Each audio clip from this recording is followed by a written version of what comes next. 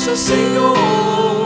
É o amor que só tem quem já conhece a Jesus.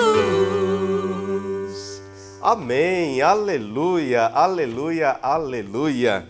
Glória a Deus, meu amado irmão, minha amada irmã em Cristo Jesus. Que a doce paz do Senhor Jesus esteja com você, esteja na sua casa, esteja com a sua família. Eu agradeço de coração a sua fidelidade com o nosso programa Encontro com o Padre Wilson. Que realmente o Deus poderoso, o Deus de Abraão, o Deus de Isaac, o Deus poderoso de Jacó, abençoe poderosamente você e a sua casa, poderosamente você e a sua família. Aleluia! A palavra aleluia vem de Halel, é uma palavra hebraica e significa louvai o Senhor, glorificai o Senhor. Halel, aí vem aleluia, aleluia.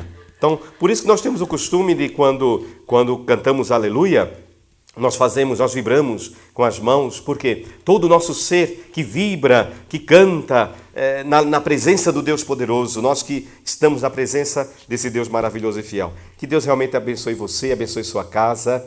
Muito, muito obrigado mesmo pela sua fidelidade. Estamos entrando na sua casa, na sua companhia. Deus abençoe poderosamente. E para você, meu amado, minha amada, diz a palavra do Senhor no Salmo 33, no versículo 8, está escrito assim: o anjo do Senhor acampa ao redor dos que o temem e os salva. O anjo do Senhor acampa. O que é armar acampamento? Nós sabemos que o povo de Israel, quando peregrinou pelo deserto, o povo de Israel habitava em tendas. O povo era nômade, porque o povo habitava em tendas. E até chegar na terra de Israel, e lá sim o povo se fixou. Mas enquanto o povo estava andando, peregrinando pelo deserto, da escravidão do Egito até a entrada na terra prometida de Canaã, a terra de Israel, a terra onde corre leite e mel, o povo habitava em tendas. Então, armar a tenda significa isso, permanecer naquele lugar. É isso que significa armar a tenda, acampar, permanecer naquele lugar. Porque o povo caminhava durante um tempo e depois armava a sua tenda, acampava naquele lugar. E diz a palavra de Deus no Salmo 33, no versículo 8, o anjo do Senhor acampa ao redor dos que o temem. Dos que temem a quem? A Deus. Aquele que teme o Senhor. O temor ao Senhor é o princípio da sabedoria. E o que é temer a Deus? É reconhecer que há um Deus no céu que cuida de nós, é um Deus no céu superior a nós, um Deus todo-poderoso, o Deus, artigo definido, o Deus todo-poderoso que está olhando para nós, que governa a nossa vida, que está à nossa frente. Este é o santo temor do Senhor. Um temor reverente. Nós não queremos ofender a Deus, nós não queremos magoar o Senhor, não queremos entristecer o coração do nosso Deus. Por isso, devemos obedecer. E a palavra diz, o anjo do Senhor acampa ao redor dos que o temem e os salva. Portanto, se você realmente quer esta salvação de Deus, esse temor do Senhor, seja realmente temente a Deus, temente ao Senhor. Que Deus abençoe poderosamente você. E hoje nós temos aqui um ministério de louvor, nós temos aqui os irmãos que vão se apresentar. O ministério de louvor, Cristo Redentor, não é isso? Cristo Redentor. Isso mesmo. Podem se apresentar, irmãos. Primeiras damas. Boa noite. Que Deus abençoe vocês. Obrigado, Padre, por convidar. Obrigado, Sabrina, pelo convite. Para nós é sempre gratificante estarmos aqui na presença de Deus e poder dividir esse momento tão especial para nós. Amém. Nome da irmã? Gisele. Gisele. Amém. Boa noite, amados. Meu nome é Silvio, sou do Ministério Cristo Redentor e agradeço o Padre, Sabrina, pelo convite. Uma alegria muito grande estar aqui com vocês. Amém. E o tecladista? Boa noite, meu nome é André, toco com o Ministério Cristo Redentor. Tenho a graça de participar dessa paróquia junto com o Padre Wilson. Muito obrigado pelo convite. Amém, amém. Há um bom tempo, né, André? Há um bom tempo participando aqui. Graças a Deus. E como sempre, nós temos a nossa querida Sabrina. Olá, Sabrina, paz do Senhor Jesus. Padre, a paz de Jesus, sua bênção. Deus abençoe. Muito feliz de estar aqui hoje, mais uma vez ao vivo, com vocês, com o Ministério, com vocês que estão aí em casa. Muito obrigada por mais uma audiência. Facebook está bombando, muitas perguntas, muitas pessoas conectadas, pedindo oração. E a gente fica muito feliz em saber que o nosso programa, o nosso trabalho de evangelização está valendo a pena, né? Está tocando corações, não só de pessoas daqui de nossa cidade, mas como de toda a região. Cajamar, Cabreúva, Francisco Morato, Franco da Rocha. São vários contatos aqui. E que você ainda não entrou em contato conosco e tem alguma dúvida, quer fazer um pedido de oração, ligue para nós ou envie um SMS pelo telefone 11 7001 3822 ou Facebook, Web TV Arca da Alianca, repetindo, Facebook, Web TV Arca da Alianca, ou então por e-mail, eventos@paroquiacristoredentor.com.br. E você participando conosco estará concorrendo a essa linda Bíblia Sagrada Ave Maria. Muito bem. Mais uma vez, telefone? 11 7001 3822. Pode enviar SMS. E pelo e-mail eventos@paroquiacristoredentor.com.br e pelo Facebook webtvarcadalianca.com.br. Muito bem, Sabrina. Já temos alguma pergunta aí? Algum irmão entrou em contato? Temos várias. Inclusive, estou recebendo bastante pedidos de oração, né? Muito bem, vamos orar.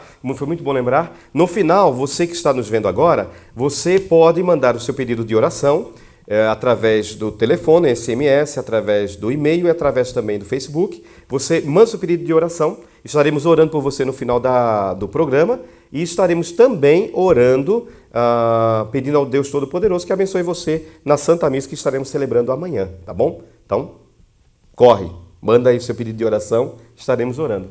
Vamos lá? Vamos lá.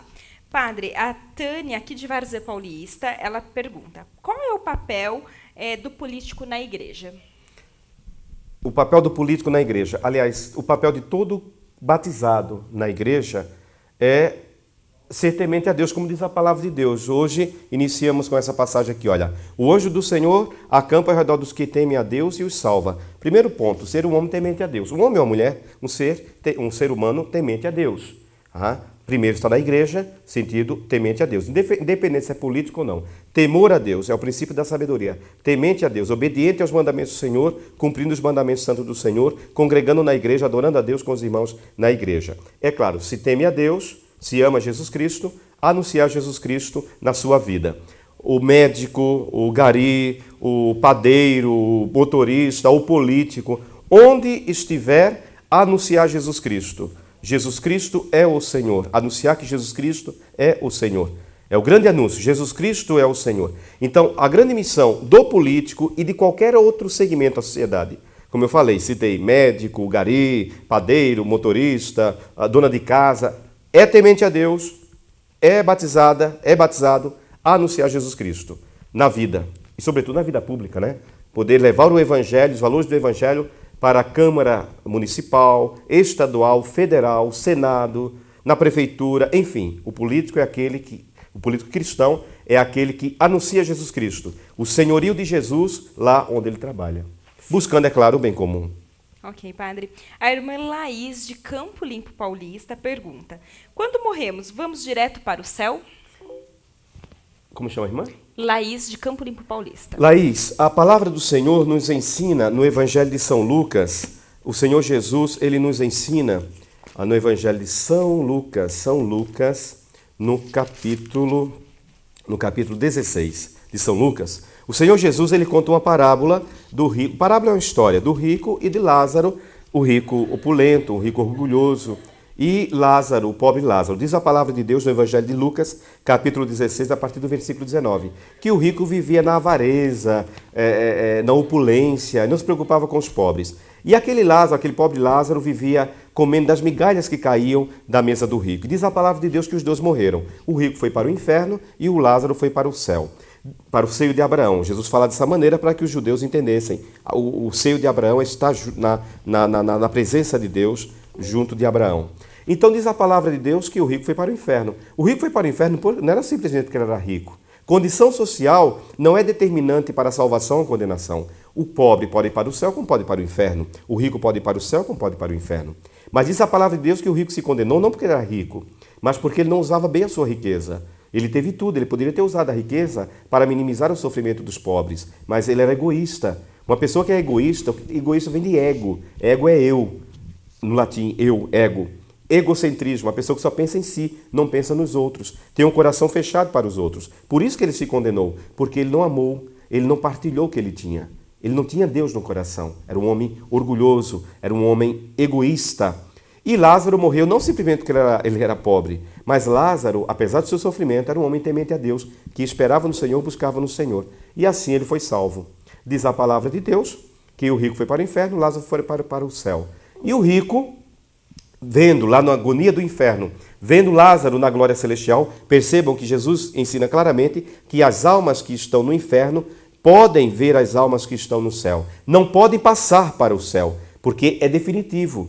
Não existe uma segunda chance. O purgatório nada mais é do que uma purificação que acontece no momento da morte para que a pessoa possa entrar no céu. Apenas isso. No purgatório, na verdade, quem passa pelo purgatório ou em purgatório, em purificação, já é uma alma salva, que já está com a sua salvação garantida. Só que precisa se purificar de algum pecado leve que a pessoa ainda cometeu e não teve tempo de pedir perdão. Isso é purgatório. Purificar, purificar. A pessoa passa pelo purgatório, em purgatório, e vai para a glória celestial. O rico, vendo Lázaro na glória, vendo Lázaro no céu, o rico diz: Pai Abraão, pede que Lázaro venha me molhar a língua, a ponta da língua, porque eu estou atormentado. Abraão falou: não.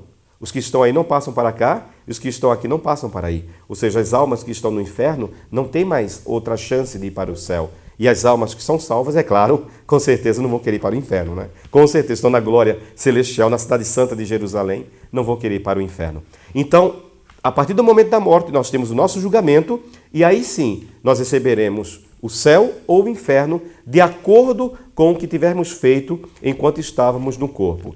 Olha, é interessante uma passagem aqui na segunda carta de Paulo aos Coríntios, no capítulo 5, no versículo 10, que diz assim, essa palavra é determinante, veja bem, 2 Coríntios 5, versículo 10, porque teremos de comparecer diante do tribunal de Cristo.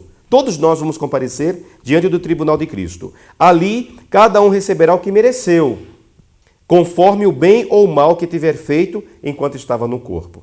Então, todos nós, a partir do momento da morte, nós vamos para o tribunal de Cristo, Jesus é o juiz, o supremo juiz, e ali vamos receber o que nós praticamos.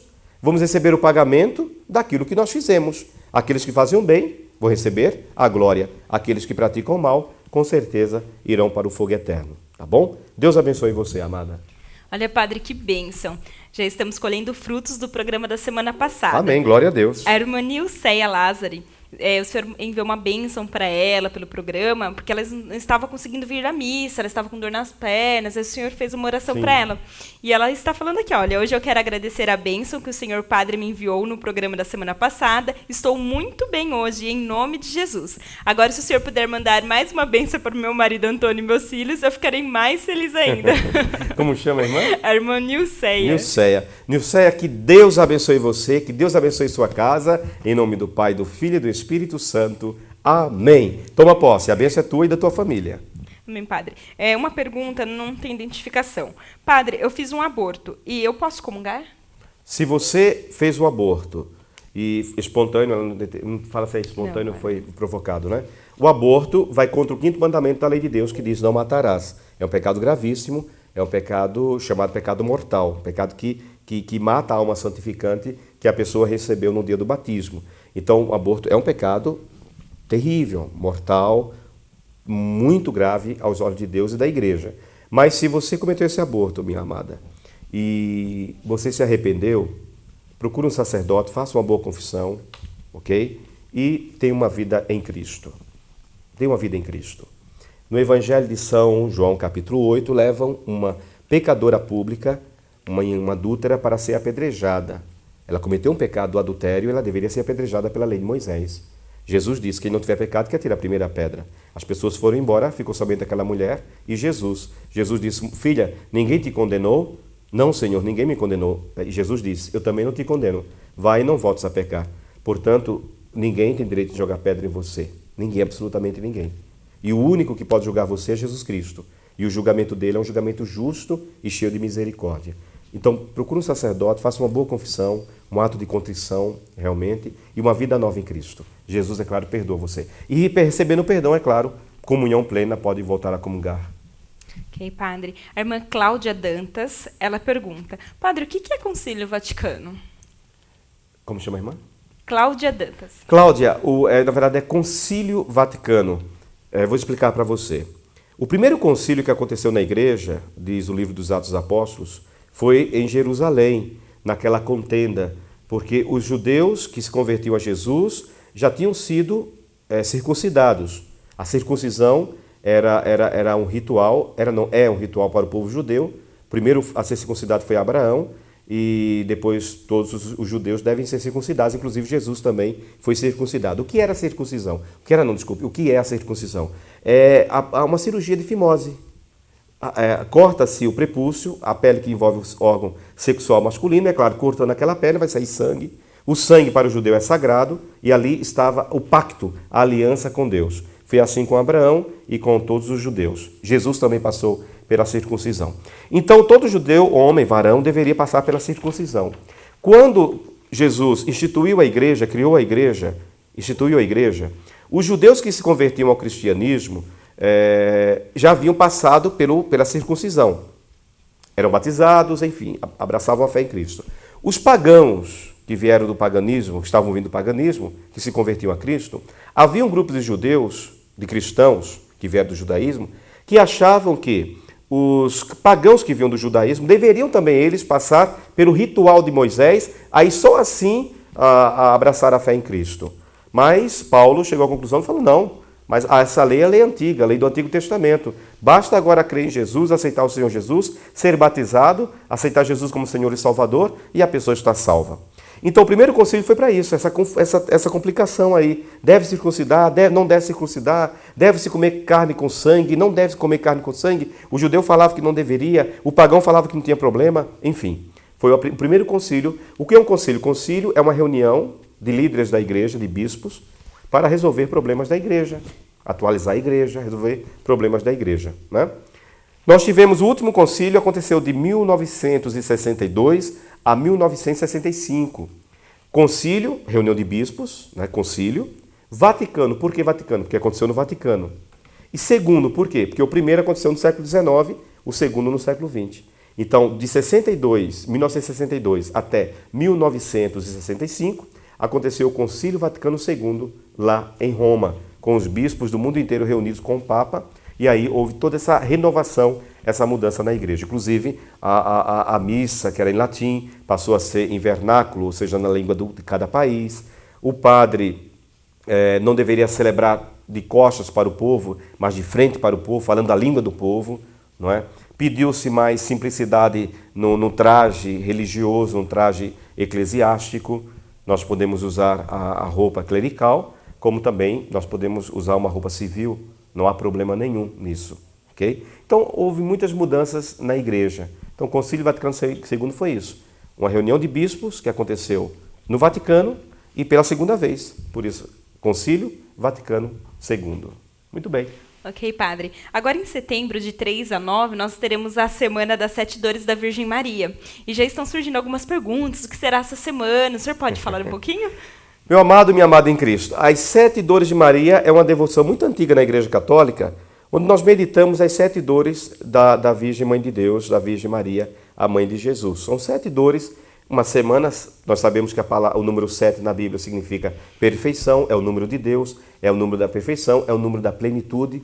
Então, 7 dias da semana, 7 dores do Espírito Santo. Então, 7 dores de Maria. De 3 a 9, nós estaremos aqui reunidos em oração. Eu estarei celebrando a Santa Missa todos os dias. Teremos a presença de outros sacerdotes também. De 3 a 9, vocês virão até a igreja, com toda a sua família. E assim, nós estaremos orando. Teremos a Santa Missa e teremos também a imagem, linda imagem de Nossa Senhora das Dores, porque dia 15 de setembro é o dia de Nossa Senhora das Dores, ou Nossa Senhora da Piedade, ou Nossa Senhora da Soledade. São nomes distintos para determinar a mesma realidade. Teremos a imagem linda de Nossa Senhora das Dores lá no altar da Arca da Aliança. E os irmãos vão escrever qual a dor. Qual é a sua dor? Você está sentindo alguma dor? Dor no estômago? Dor de cabeça? Dor no pé? Onde você está sentindo dor? Ou alguém que você ama, alguém que está sentindo dor. Então, essa semana das 7 dores de Maria, além de meditarmos as 7 dores da Mãe de Deus, da Mãe de Jesus, estaremos também reconhecendo que Jesus carregou na Santa Cruz os nossos pecados, as nossas dores na cruz do Calvário. Portanto, estaremos, vocês todos nós também vamos incluir, porque eu também sinto dores. vou escrever as minhas dores, colocar no envelope, e nós estaremos colocando debaixo do manto de Nossa Senhora. É uma maneira simbólica, irmãos, não é uma maneira simbólica. Não é a imagem que salva, porque nós não somos idólatras, a imagem é apenas uma representação. Não é nem Maria que faz o milagre, quem faz o milagre é Jesus, mas nós cremos que Maria está viva no céu, diante de Jesus, suplicando pela igreja. É uma maneira simbólica de entregar debaixo do manto protetor de Maria as nossas dores, para que no céu ela leve até Jesus e assim o milagre aconteça, tá bom? Então, de 3 a 9 de setembro, aqui na Arca da Aliança, a semana das 7 dores da Virgem Maria, as 7 dores de Nossa Senhora. Amém, Padre, muito obrigada. Muito bem, muito bem, muito bem. Vamos cantar? Vamos. Que música vamos cantar? Meu lugar é o céu? Oh, glória a Deus. Meu lugar é o céu. O nosso lugar é o céu. Amém. Meu lugar é o céu, é lá que eu quero morar. O meu lugar é o céu, é lá que eu quero morar. O meu lugar é o céu, é lá que eu quero morar. O meu lugar é o céu, é lá que eu quero morar. Eu sei, não vale a pena tanta grana, poder, fama, pois isso tudo aqui vou deixar. E sei que lá no céu só chega aquele que na terra seus bens soube compartilhar. Por isso todo dia, dia a dia, cada hora eu sei, com Deus eu posso contar. E é a cada passo certo que eu der aqui na terra, mais perto dele eu vou ficar. O meu lugar é o céu, é lá que eu quero morar. O meu lugar é o céu, é lá que eu quero morar. O meu lugar é o céu, é lá que eu quero morar. O meu lugar é o céu, é lá que eu quero morar. Amém, amém, glória a Deus. Mande a sua pergunta, estaremos respondendo aqui com muita alegria, e também o seu pedido de oração, para que Deus possa abençoar você, sua casa, sua família, tá bom? Entre em contato conosco. Deus abençoe.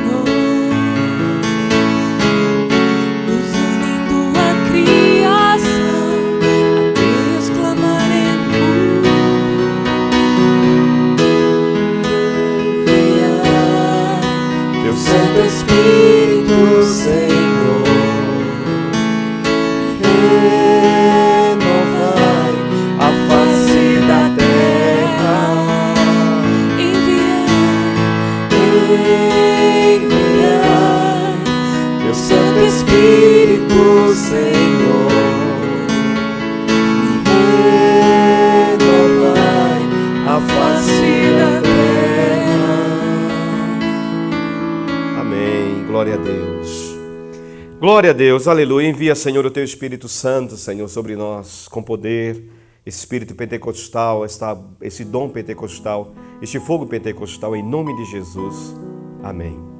Meu amado irmão, ele fez uma observação a respeito da justificação pela fé em Cristo ou pelas obras. Em Gálatas capítulo 2, versículo 16, Não existe capítulo 16 de Gálatas. Capítulo 2, versículo 16, diz assim, olha. Sabemos, contudo, Paulo escreveu, sabemos, contudo, que ninguém se justifica pela prática da lei, mas somente pela fé em Jesus Cristo. Também nós cremos em Jesus Cristo e tiramos assim a nossa justificação da fé em Cristo e não pela prática da lei. O que significa isso? Vejam, para o judeu ele achava que seria salvo, ele cria realmente nisso, que ele seria salvo pelo simples cumprimento da lei. Havia 613 leis, 613 leis que o judeu deveria obedecer. Havia lei para tudo, ritual para tudo, prática de lei, eram leis. E o judeu ele ficava tão obcecado em praticar que tornou-se algo apenas exterior, superficial. A lei do sábado, por exemplo, se tornou superficial. Então, Paulo está falando aqui na carta aos Gálatas, capítulo 2, versículo 16, que o homem é justificado não mais pela prática da lei, simplesmente pela prática da lei, mas unicamente pela fé em Jesus Cristo. Nós somos salvos pela fé em Jesus Cristo. Em Jesus Cristo. O homem é salvo pela fé em Cristo. Está escrito em Atos 16, 31. Crê no Senhor Jesus e serás salvo tu e a tua casa, tu e a tua família. Portanto, o homem é justificado pela fé unicamente em Jesus Cristo. Quando a Igreja Católica diz que nós devemos praticar as boas obras, consequência da minha fé em Jesus Cristo. Por exemplo, eu creio em Jesus Cristo. Eu sei que Jesus está presente também naquele irmão que está sofrendo, um do doente. Eu vou servir aquele doente porque eu amo Jesus Cristo. Porque eu amo Jesus Cristo. Isso é uma prática, uma prática de boa obra. Então, o que é justificar? Primeiro vamos entender o que é justificar. E justificar é inocentar. Jesus da cruz, ele nos inocentou e nos justificou. Ele assumiu as nossas culpas. Ele assumiu os nossos pecados para nos dar o perdão. Um exemplo. Alguém cometeu um crime muito grave e foi condenado, foi julgado, preso, condenado, julgado, preso, julgado e condenado à morte. Nós não temos aqui no Brasil a pena capital, mas suponhamos que tivéssemos a pena capital, cadeira elétrica ou injeção letal. E a pessoa cometeu aquele erro, aquele crime, que é um pecado, e a pessoa foi presa, julgada e condenada. Vai morrer com uma injeção letal, um exemplo. No dia que a pessoa vai morrer, alguém diz assim, senhor juiz, espera um minuto. Essa pessoa fez este crime, cometeu este crime, deveria realmente sofrer a consequência do seu ato. Foi presa, julgada e condenada. Mas eu, inocente, não tenho culpa, estou inocente, eu vou morrer no lugar dessa pessoa. Irmão, foi isso que Jesus fez. Na cruz, ele morreu por nós. O justo, diz a Bíblia, morreu pelos injustos. O santo morreu pelos pecadores. Isso é justificar. Ele nos inocentou. Nós fomos inocentados de toda culpa, de todo pecado, na cruz do Calvário de Jerusalém. Então, Jesus Cristo nos justificou. Nós somos salvos pela fé em Jesus Cristo, que nos justificou na cruz do Calvário. Quando uma pessoa aceita Jesus como seu Senhor, como seu Salvador, e como diz 2 Coríntios 5,17, quem está em Cristo é uma nova criatura. A pessoa vive em novidade de vida, ela anda em novidade de vida, ela muda a sua maneira de pensar, de agir, de olhar, de falar, as suas atitudes. Tudo muda na pessoa, porque quem está em Cristo é uma nova criatura. Ok? Então, a nossa fé, nós somos salvos unicamente pela fé em Jesus Cristo. E a consequência desta fé proclamada, as boas obras. As boas obras. Padre, temos várias perguntas. Vamos lá. Deixa eu só ligar o microfone. Está desligado. Vamos lá. Padre, comungar Jesus é sentir o seu sangue e o seu corpo vivo dentro de nós. Por que então temos, e eu me incluso nisso, tanta necessidade de tocar o Santíssimo, sendo que acabamos de recebê-lo? Quem pergunta é Elaine de Jundiaí, São Paulo. Elaine, que pergunta maravilhosa, minha amada. Que pergunta maravilhosa. Você foi no centro da questão, Elaine. Não há necessidade de tocar. Não há necessidade espiritual em tocar. Mas há uma necessidade física em tocar. Nós precisamos muito do toque. Nós precisamos disso. Nós precisamos tocar. Um exemplo. Você viu uma flor bonita, a primeira coisa que você tem vontade o que é? Tocar na flor, sentir a flor. Isso é uma necessidade que nós temos. O ser humano tem necessidade do toque. É claro que quando você recebe Jesus, você não precisaria tocar nele, porque ele já está dentro de você. Mas nós necessitamos do toque. E nós temos uma passagem muito bonita que está em Marcos, no capítulo 5, que diz que Jesus estava indo para a casa de Jairo, chefe da sinagoga, quando uma mulher com 12 anos de hemorragia, de sofrimento, a mulher tocou em Jesus e ficou curada. Então, nós temos necessidade do toque. Uma vez, eu falei na igreja, irmãos, olha, se você não tocar em Jesus, não fique triste, porque você já recebeu na Eucaristia, você já recebeu Jesus no sacramento. Embora sabemos que muitas pessoas que vêm à missa não comungam. Elas sabem por quê. Talvez não estejam em estado de graça, estejam em pecado, ou segunda união, enfim. A pessoa não comungou sacramentalmente. E espera aquele momento de Jesus passar para tocar em Jesus, como fez aquela mulher que há 12 anos tinha aquela hemorragia e foi curada pelo Senhor. Uma vez, eu citei isso na igreja. Irmãos, eu passei com o Santíssimo, eu gosto de passar no meio do Santíssimo, com o Santíssimo no meio do povo. É uma explosão de fé, é uma explosão de louvor. Estar no meio do povo, com o Santíssimo Sacramento, com Jesus vivo, naquela expressão poderosa de adoração, de confiança, de louvor, de necessidade. Há pessoas que choram, que gritam, naquele desespero. E eu tinha falado justamente naquela missa, que a pessoa não precisava tocar. Se tocar, tudo bem, mas se não tocar, não fique triste, porque já recebeu Jesus no sacramento. Depois, naquela missa, eu passei o Santíssimo, muitas pessoas tocaram, porque, minha irmã, a obra quem faz é Deus, é o Senhor, é o Senhor. E uma pessoa depois me procurou, ela estava naquela missa, ela tinha recebido o diagnóstico de câncer na mama. E ela estava num desespero muito grande, porque alguém da família dela já tinha morrido com câncer, que começou na mama e deu metástase e se espalhou pelo corpo. E quando ela recebeu naquele dia aquele diagnóstico, ela veio para a igreja. E ela falou, padre, na hora eu ouvi o senhor falando, eu recebi Jesus na Eucaristia, eu tinha certeza que Jesus estava dentro de mim. Eu realmente acreditava que Jesus estava dentro de mim, mas eu tive necessidade de tocar nele, e eu lembrei justamente dessa passagem dessa mulher, que há 12 anos estava com hemorragia, tocou na orla do manto de Jesus e ficou curada. Ela falou, padre, eu toquei em Jesus. Eu lembro do fato, porque na verdade ela me abraçou, ficou aquela irmã, Jesus, entre nós, e eu. Ficamos nós três abraçados ali. E depois ela chorou, gritou, enfim. Depois ela veio me dar o testemunho. Ela ficou curada. Jesus curou aquela mulher. Então quem sou eu para impedir? Quem sou eu, meu Deus? Um pobre sacerdote. Impedir que as pessoas se manifestem a sua fé, da sua maneira, através dos gritos, das lágrimas, do desespero. A pessoa grita. Quem sou eu?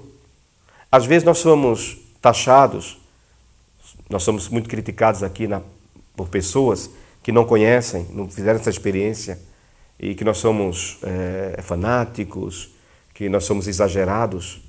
Eu pergunto para você, minha irmã, será que existe algum limite para expressar a nossa fé? Talvez para você, não. Talvez para você, simplesmente, se prostrar diante de Jesus seja suficiente. Glória a Deus. Eu respeito você. Agora, para algumas pessoas, não. Elas necessitam de mais. Quem sou eu? Quem sou eu para falar que não? Tá bom? Padre, e naquela semana de Naamã, né, que teve aqui na paróquia, eu pude ver muito de perto as pessoas, a maneira, a expressão de fé das pessoas que tinham ao chegarem naquela piscina. Foi incrível, é incrível de ver. E aquele milagre, né, daquele senhor lá de São Paulo que veio andando de muleta e saiu andando depois. Eu pude ver com os meus olhos, amados. A expressão de fé, né, a fé da pessoa é uma coisa assim maravilhosa. Às vezes acontece muito, né? Eu sou muito às vezes criticado, até por sacerdotes também, e às vezes críticas assim até dolorosas, né? Porque a gente ser criticado, eu sou uma pessoa muito aberta à crítica, né? Acho que é importante a crítica, a gente cresce, amadurece, mas assim quando é a crítica é na caridade, né? Mas o que acontece muitas vezes é que a crítica não é na caridade, não é no amor, e não é isso que nosso mestre nos ensina. E muitas pessoas vêm, criticam, padres criticam, eu sou taxado de louco, de fanático, de desequilibrado emocionalmente, e estou levando meu povo também a isso. Mas quando eu vejo uma pessoa que recebeu o diagnóstico de câncer, que buscou na igreja o conforto, e Jesus usou daquele momento para curar aquela pessoa, meu Deus, quem sou eu para falar que aquela pessoa está errada? Né? Algumas pessoas falam, não precisa tocar em Jesus. Tá bom, se a pessoa não é movida pelo Espírito para tocar em Jesus, glória a Deus. Para adorar a Deus, nós não precisamos necessariamente nos ajoelharmos, embora a expressão, a maneira física mais assim profunda de adorar a Deus é quando nos prostramos, nos inclinamos diante dele. Mas um paralítico, por exemplo, não adora a Deus? Claro que adora. Um tetraplégico, um paraplégico, alguém que está deitado numa cama, que está numa cadeira de rodas, simplesmente porque não se ajoelha, não adora a Deus? Claro que adora. Porque a adoração a Deus, além, muito mais do que uma expressão corporal, é uma expressão da alma, do coração. Então, eu vejo importante isso, que as pessoas, essa expressão, quando passa o Santíssimo no meio do povo, o poder, né, de Deus agindo ali, e Jesus passando no meio do povo. Então eu lembro que aconteceu justamente quando Jesus ia para a casa de Jairo, né? Que aquela mulher se aproximou de Jesus e tocou no Senhor. Às vezes, por exemplo, eu sou muito criticado, às vezes sempre, né? Muito criticado, às vezes pelas músicas que nós cantamos aqui. Olha, tem um exemplo, um testemunho muito forte. Uma irmã, quando a missa de cura e libertação era na igreja ainda, uma irmã, num domingo à noite, ela estava vindo da casa de uma conhecida, voltando para casa. Ela tinha comprado corda para se enforcar. Ela estava decidida a se enforcar. Os seus parentes, seu marido, os seus filhos iam chegar por volta da meia-noite, então ela calculou. Chego em casa por volta das 7h30, 8 horas, vou lá, fico pendurada lá, me mato, ninguém consegue me... Quando chegar meia-noite, eu já estarei morta. Ela calculou tudo, né? Porque o demônio faz a cabeça da pessoa, né? E ela... Porque nós temos o ponto de ônibus antes da igreja e depois da igreja. Ela quis se matar, mas o Deus da vida não queria que ela se matasse. O Deus poderoso não queria isso, que a sua filha se matasse. E ela deveria ter dado o sinal para parar o ônibus depois da igreja. Mas Deus fez com que ela parasse o ônibus antes da igreja, porque Deus queria que ela passasse na frente da igreja. E ela me contou depois dando testemunho, quando ela passou na frente da igreja aqui, naquele desespero, e com aquele pensamento obsessivo, porque era um espírito de suicídio, um demônio de suicídio que estava tentando aquela irmã. Ela passou na nossa frente aqui da igreja, e nós estávamos cantando, imagina 4.000 vozes cantando, 5.000 vozes cantando, uma música, um louvor lindo que nós cantamos ainda aqui, em Tua Presença. E imagina 5.000 vozes cantando em Tua Presença, aquele louvor, porque Deus habita no meio dos louvores. Ela diz depois, contando a história, o testemunho, que quando ela passou aqui na frente, ela sentiu uma força espiritual puxando ela para dentro da igreja. E aquele louvor que ela ouvia atraiu ela entrou na igreja. E ela falou que começou a chorar no meio do louvor, e os irmãos orando, os irmãos cantando, e ela ouviu uma voz interior que dizia assim: minha filha, por que você quer se matar? Por que você quer acabar com a sua vida, se eu dei a minha vida por você na cruz?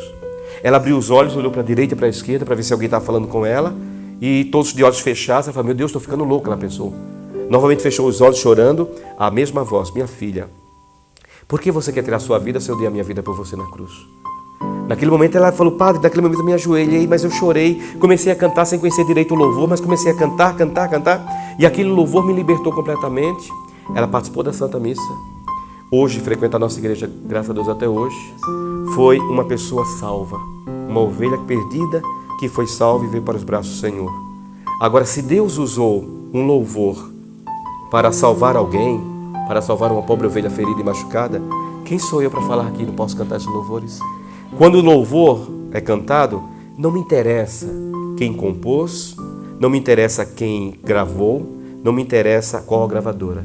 Porque o único que inspirou aquele louvor é o Espírito Santo de Deus. Para mim isso basta.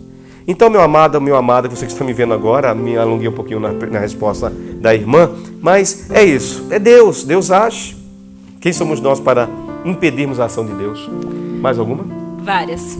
Padre, a irmã Tatiane Aparecida pergunta: padre, eu fico muito feliz em escutar suas palavras. Estava com o coração pesado, mas hoje eu estou bem a partir do seu programa. Padre, eu sou casada há 7 anos, sendo que 3 anos no civil. Quero muito casar na igreja onde eu participo, mas eu e meu marido se conhecemos na igreja, vivemos quando éramos jovens, mas eu e meu marido estamos afastados da igreja agora. Ele está descrente, quero uma bênção para ele voltar à igreja e quem sabe resolva se casar, que é um sonho para mim. Como chama a irmã? É a irmã Tatiane, ela quer uma bênção. Tatiane, que Deus abençoe você, Deus abençoe seu esposo, abençoe sua casa, vou abençoar, é claro, mas você, embora você não seja esposa dele pela lei da igreja, mas vocês estão juntos, têm uma vida juntos. Então, quando ele estiver dormindo, impõe as mãos sobre ele. O Senhor Jesus, ele promete em Marcos 16, todo aquele que crê, impõe as mãos aos enfermos e eles ficam curados. Falarão novas línguas, expulsarão demônios em meu nome, e se beber algum veneno mortal, nada lhe fará mal. Então, impõe as mãos sobre ele quando ele estiver dormindo e peça que o Senhor realmente faça uma obra, toque no seu coração, restaure o seu coração, converta o seu coração, o coração do seu companheiro, para que ele se volte a Cristo. O que é se converter? Voltar-se para que ele se volte a Cristo Jesus. Que Deus Todo-Poderoso abençoe você, abençoe a sua casa, o seu companheiro, em nome do Pai, do Filho e do Espírito Santo. Amém. Toma posse, irmã, toma posse. Padre, a irmã Denise Fernandes Lopes, ela está participando aqui pelo Facebook. Padre, o Senhor disse na missa de domingo de manhã que vários irmãos teriam bênçãos. E eu tomei posse. Iniciei a semana muito triste, angustiada, pois estava assim desde a semana passada. Pois a empresa que eu trabalho não está passando por uma situação muito boa. Mas não deixei de orar. Entreguei nas mãos de Deus e ontem Jesus começou a agir. Hoje já tivemos notícia que onde a empresa que trabalhamos começou a vender mais e que honraremos todos os compromissos. Comecei a semana muito triste, mas hoje já estou muito melhor para a honra e glória do nosso Senhor Jesus. Cheguei a duvidar, mas não da minha fé, e sim da situação, se realmente isso seria superado. Padre, cada vez mais confio em Deus, e de tudo isso eu estou aprendendo a lidar com o que Deus quer para mim. O Jesus é misericordioso e fiel. Muito obrigada. Amém. Deus abençoe, minha amada. Toma posse, viu? Toma posse da bênção, porque parece que tudo está perdido, mas não está perdido. Com Jesus nada está perdido. Há uma passagem muito bonita na Bíblia que eu gosto muito, aquela passagem que está em primeiro livro dos Reis, no primeiro livro dos Reis, que é a história da viúva no tempo do profeta Elias. Está aqui, no capítulo 17 do primeiro livro dos Reis. A palavra de Deus diz que Elias passou pela região de Sarepta, de Sidom, e havia lá uma viúva que estava tirando gravetinhos, recolhendo gravetos no chão para fazer um fogo, e ela só tinha em casa. Olha a pobreza daquela mulher. Talvez você esteja passando a minha situação, minha amada, meu amado em Cristo. Mas não perca a esperança. A esperança não decepciona, nos diz a carta de São Paulo aos Romanos. E diz a palavra de Deus que aquela viúva estava juntando gravetinhos para fazer fogo, ela só tinha um punhado de farinha na panela e um pouquinho de óleo na ânfora. Elias falou assim, dai-me água. Enquanto ela foi buscar água, Elias falou, prepara um pão e traz para mim. E ela falou, pela vida de Deus, eu não tenho o que oferecer. Estava justamente preparando aqui, pegando gravetos aqui, para fazer um fogo, para fazer um pãozinho, assar um pãozinho para mim e meu filho e esperarmos a morte. Minha amada, muitas vezes na nossa vida é assim. Nós esperamos a morte. Parece que tudo acabou. Parece que não tem mais solução. Mas o nosso Deus faz sair água da rocha. O nosso Deus faz sair água da rocha, é o Deus que nós adoramos. Deus faz sair água da rocha. De onde não tem solução, Ele faz acontecer a solução. De onde é o impossível, Ele faz acontecer o possível. Porque o nosso Deus é o Deus do impossível. O Deus que faz sair água da rocha. É o Deus que nós adoramos. A Bíblia diz que Elias falou para aquela pobre viúva, faz o pão e traz para mim. Em nome do Deus de Israel, não vai faltar farinha na tua panela, nem vai faltar óleo na tua ânfora. A Bíblia diz, aí que está a diferença de quem crê e não crê. A pessoa que crê toma posse. Por exemplo, você estava nessa situação, a empresa estava ruim, estava mal, e você está nessa situação, preocupada, mas quando o padre proclamou lá no altar, que esta semana seria uma semana de bênção, em nome de Jesus de Nazaré, porque eu não estava proclamando em meu nome. Eu não estava proclamando o nome do fulano, do Beltrano, do José, de Maria. Eu estava proclamando em nome de Jesus. E em nome de Jesus tudo é possível. Porque o nome de Jesus é poderoso, tremendamente poderoso. A Bíblia diz que o nome de Jesus tem poder. Então a viúva creu, tomou posse. Não duvidou, tomou posse. Tomou posse, fez o pão e deu para Eliseu. Ficou com fome. Ela e o filho dela ficaram com fome.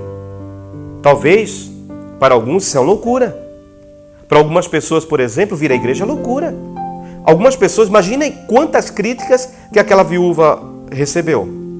Como você vai fazer um pão, falaram para aquela viúva, para dar para um estranho, um profeta, mas é um estranho, um homem que está passando.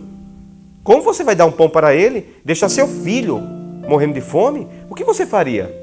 Você daria o pão para o profeta ou você saciaria a fome do seu filho? Para algumas pessoas, vir à igreja é loucura. Para algumas pessoas, pagar o dízimo é loucura. Você é louco. Vai dar dinheiro para o padre? Você vai... É loucura. Ler a palavra é loucura. Vir no grupo de oração é loucura. Aquela viúva deve ter ouvido muito essa frase. Você é louca. Você é desequilibrada. Não faça isso. Se ela tivesse comido o pão junto com o filho dela, eles teriam morrido. Porque aquele pão, a força daquele pão, quantas horas? 2, 3 horas? Ela iria sentir fome novamente. E aí? E aí? Não teria mais. Não teria mais farinha. Não teria mais óleo. E aí?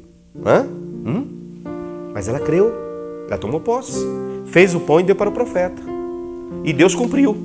A Bíblia diz em 1 Reis 17, primeiro livro dos Reis, leia na sua casa, primeiro livro dos Reis, capítulo 17. Não, a partir daquele momento, não faltou farinha na panela daquela mulher, porque a farinha transbordava. Ela tirava farinha, a farinha voltava a transbordar. Tirava farinha, a farinha voltava a transbordar. Esse é o Deus que nós adoramos. O Deus da providência, que nos leva muitas vezes à prova, como levou Abraão. Capítulo 22 de Gênesis. Levou Abraão até as últimas consequências da prova. Deus muitas vezes nos leva também à prova, para provar a nossa fé. Deus realmente nos leva à prova. Mas será que seremos aprovados ou reprovados? A Bíblia diz que aquela viúva não faltou mais à casa dela farinha na panela e óleo na ânfora. Olha que maravilha. Ela tirava óleo da ânfora. Quando ela olhava novamente, a ânfora estava cheia. Só Deus, amado. Só Deus, amada. Confia. E Deus tem muito mais para você. Mas muito mais.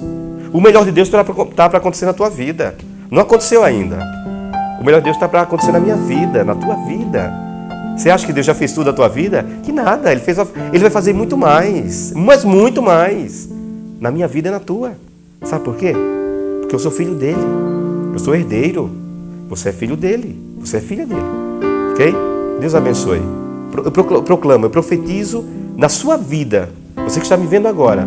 Eu profetizo poder de Deus, cura de Deus, milagre de Deus e prosperidade de Deus. Em nome de nosso Senhor e Salvador Jesus Cristo. Amém. Padre, estou muito feliz em saber que tem um padre aqui ligadinho com a gente, está te mandando um abraço. É o padre Carlos José Virilo, de Salto, paróquia Monte Serrato, está te mandando um abração. Parabéns pelo programa, ele está gostando muito. Amém, Virilo. Grande abraço, hein, irmão. Valeu. A irmã Maria Geralda Silva pergunta: Padre, minha família todos são evangélicos e estou sempre convidando para ir comigo, porque vou sempre na sua missa. Então, outro dia, convidei minha sobrinha para ir e minha irmã disse que prefere ver minha sobrinha no mundão, perdida, do que na igreja católica. E eu fiquei muito triste. Como agir nessa situação?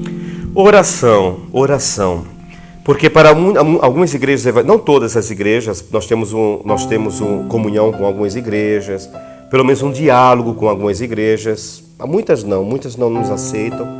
O problema maior que eles encontram é a questão das imagens, porque eles afirmam que as imagens são amaldiçoadas. E São Paulo fala em 1 Coríntios 10 que atrás de um ídolo existe um demônio. E essas pessoas, de uma maneira ignorante, de uma maneira desconhecendo a doutrina católica com relação às imagens, essas pessoas nos taxando de idólatras. Elas dizem que nós temos ídolos na igreja. Portanto, a nossa igreja, eu já ouvi pessoas falando isso, que a nossa igreja está cheia de demônios, porque Paulo diz em 1 Coríntios 10 que atrás de um ídolo existe um demônio. Então eles associam, né? Se são ídolos, então são demônios que tem na igreja católica, e infelizmente por ignorância algumas falam tal coisa. Nós sabemos que na nossa igreja nós não temos ídolos, porque nós adoramos somente um Deus vivo e poderoso, Pai, Filho e Espírito Santo. Adoramos unicamente o Pai, o Filho e o Espírito Santo. Nós não adoramos Maria. Maria não é deusa, Maria não é toda poderosa, Maria não faz milagre, ninguém faz milagre. O único que tem poder de fazer milagre, quem é? Deus Todo-Poderoso. Então, essa é a doutrina católica. A imagem é apenas uma representação. E na Bíblia nós temos, capítulo 25 do Êxodo, Deus dá uma ordem a Moisés, que Moisés deveria fabricar 2 imagens de 2 querubins para serem adoradas, não. Apenas uma representação da presença gloriosa de Deus. Tanto que Deus falava para o povo de Israel do meio dos querubins, sobre os querubins da sua glória que estava na Arca da Aliança. Então, infelizmente, é oração, irmão. Vamos orar, pedir a Deus que o Espírito Santo de Deus é o único que pode tocar no coração da pessoa, é o Espírito Santo. Então, ore ao Espírito Santo pedindo sabedoria para a sua família, para essas pessoas. Padre, como infelizmente estamos chegando ao final do programa, e nós vamos para a última pergunta, porque temos uma lista grande aqui de pessoas pedindo a sua bênção, né? Então eu vou para a última pergunta agora, que é da irmã Aparecida Isaías. Ela pergunta: alguém pode anular o batizado para atingir o padrinho? Não entendi. Ela quer saber se pode anular o batizado do filho para atingir o padrinho. Não é ela que quer. Ela quer saber essa informação. Se a pessoa tem um padrinho do filho, teve alguma briga, algum desentendimento e quer anular o batizado. Não, o batismo não se anula jamais. O batismo é um só. Não existe 2 batismos, né? O batismo é um só. Então, não tem como. Por isso que as pessoas devem pensar muito, refletir bastante quando vão escolher o padrinho, porque é para sempre, para sempre. Então não existe isso de anular o batismo. Por exemplo, escolheu os padrinhos do filho, depois do batismo brigou com os padrinhos, vamos batizar novamente. Não, o batismo é um só. Está escrito em 1 Timóteo capítulo 2, no versículo 5, porque há um só Deus e há um só mediador entre Deus e os homens, Jesus Cristo, o homem. No versículo 6, que se entregou como resgate por todos. Então, só há um mediador entre Deus e os homens, Jesus Cristo, nosso Senhor e Salvador. Só há um batismo em Cristo, só há um batismo. Então, não existe mais de um batismo. Então, é claro, infelizmente acontece isso, né? Desentendimento da família, enfim. Por isso que devem procurar, vocês estão nos vendo agora, vocês pais, procurem, orem a Deus, e peçam verdadeiramente a Deus que mostre a pessoa certa para batizar o seu filho, a sua filha, que é para toda a vida. Então não tem como anular o batismo, não. Ok, padre. Já temos o ganhador, o premiado da Bíblia. Muito bem, da Bíblia. Ave Maria. Muito bem. Está a Bíblia lá. Vamos Bíblia lá. Ave Maria. É o irmão Marcelo Augusto. Ele entrou em contato com a gente através do Facebook. Foi o primeiro contato hoje, pedindo oração por ele e pela família. Agora eu vou passar o nome de todos que esteve participando conosco, pedindo oração para a família. Ok, padre? Okay. Vamos lá. Temos uma lista aqui grande, graças a Deus. Vamos lá. A irmã Thelma Sabrina e Júlio, irmã Elza e família, Thaís e família, Fátima Minhaço, Marcelo Augusto, Milene, Karen Lavínia, Arlete Barbosa, Fátima Kim, Marçal, Silvia, Cássia do Ministério Cristo Redentor, que fez uma cirurgia e está se recuperando agora. Deus abençoe, Cássia. Deus abençoe, amada. A irmã Silvelaine, Lúcia Perassoli, Osvaldo, Gilberto Antônio Ortiz, Rosa, Paulão Artilheiro, a sogra da Gisele do Ministério também. É isso, Gisele. A irmã Avane Barreto, Silvana Alamino, Meire Rocha, Guilherme, Elaine Castilho, Daiane Castilho, e também aniversário do irmão Gilberto, da comunidade São Benedito, pedindo a bênção. E também a irmã Maria Aparecida, que está grávida de 7 meses, pede uma bênção especial para ela e seu bebê. Amém. Que Deus abençoe a todos.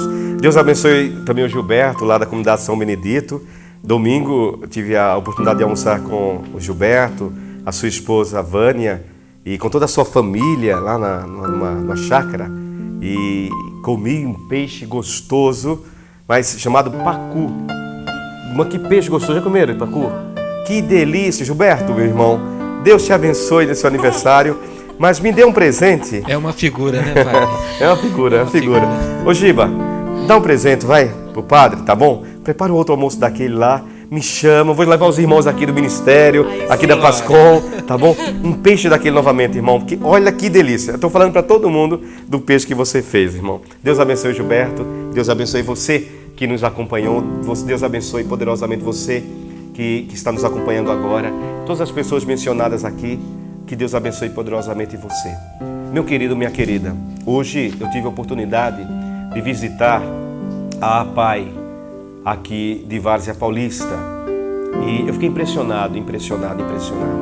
São mais de 750 crianças assistidas pela APAI aqui na APAI aqui de Várzea Paulista. Meu amado, minha amada, entrando no lugar daquele, não tem como continuar na insensibilidade. Não tem. Uma pessoa que entra naquele lugar, não tem como não sair diferente daquele lugar. Sabe por quê? Nós murmuramos muito. Nós reclamamos muito. Eu reclamo muito. Às vezes, algum problema que estamos passando, às vezes porque estamos com fome, porque estamos cansados. Meus amados, se eu estou cansado, com as minhas pernas cansadas, porque eu andei muito, bendito seja Deus, eu tenho pernas para andar. Por isso que elas são cansadas. Uma noite de sono, de descanso é o suficiente. Amanhã, as pernas estão novas. Às vezes, reclamamos porque temos que usar óculos. Meus amados, bendito seja Deus que eu posso usar óculos. Às vezes, reclamamos muito de tudo, de todos. E a nossa vida se torna uma vida pesada, uma vida triste. Ai, irmãos, hoje eu vi situações ali na APAI que eu falei, meu Deus, eu não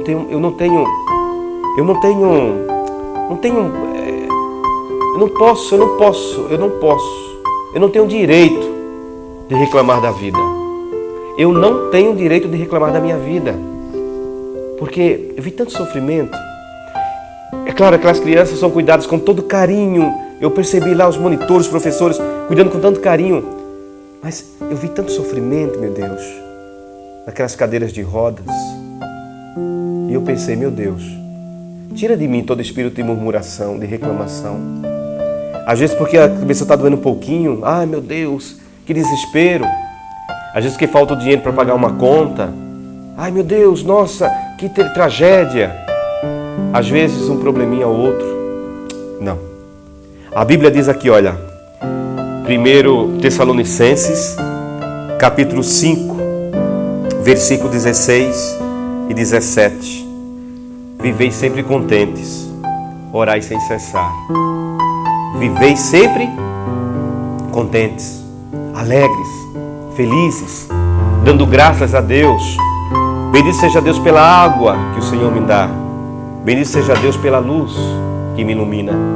Bendito seja Deus, posso falar, posso enxergar, posso andar. Bendito seja Deus. Bendito seja Deus pela tua vida, meu amado. Então vamos agora entrar na presença do Senhor. Ó maravilhoso e eterno Deus, em nome de nosso Senhor e Salvador Jesus Cristo, eu quero te agradecer, te bendizer, Senhor, nosso Pai, pelo programa de hoje, por esse momento, Senhor, por todas as pessoas que estão nos vendo, nos ouvindo, por todas as pessoas que ligaram, entraram em contato conosco. Senhor, quero te bendizer, Senhor, pelas bênçãos, te bendizer também pelos elogios e pelas críticas. Por tudo damos graças. Nada vai nos tirar a alegria de viver, porque a tua palavra diz, vivei sempre contentes. Senhor, que sejamos felizes,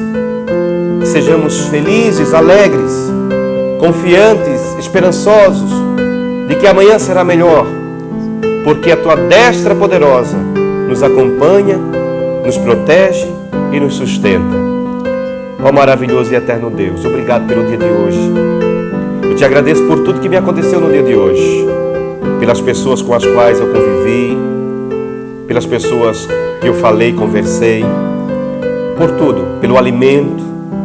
Senhor, eu te bendigo, te glorifico Te glorifico também, Senhor, pelo descanso que logo mais teremos.